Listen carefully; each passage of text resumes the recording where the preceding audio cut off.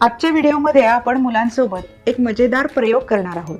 प्रयोगात मुले वेगवेगळ्या वस्तू पाण्यात टाकतील आणि पाण्याचा रंग कसा बदलतो ते पाहतील।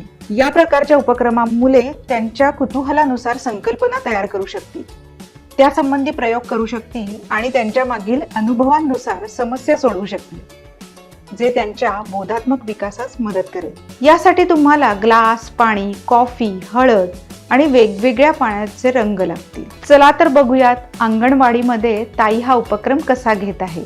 ताई मुलांना सांगते की आपण या पाण्याच्या ग्लासमध्ये वेगवेगळ्या वस्तू घालून बघूया या पाण्यात काय बदल होत आहे ते। त्याप्रमाणे एक मुलगा त्यामध्ये हळद घालतो आणि चमच्याने ती मिक्स करतो। पाण्याचा बदललेला रंग बघून मुलांना फार आनंद होतो।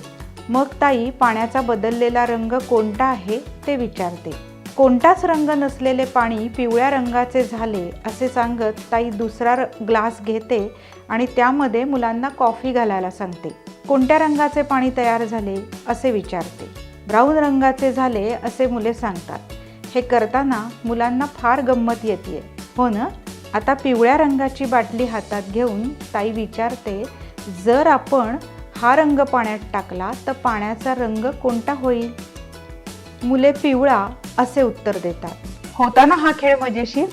वेगवेगळ्या गोष्टी पाण्यात टाकल्यावर काय होईल याचा अंदाज घ्यायला सांगा आणि पुन्हा प्रयोग करा।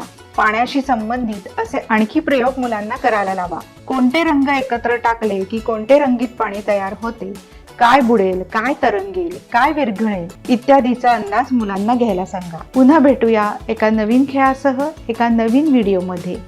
धन्यवाद।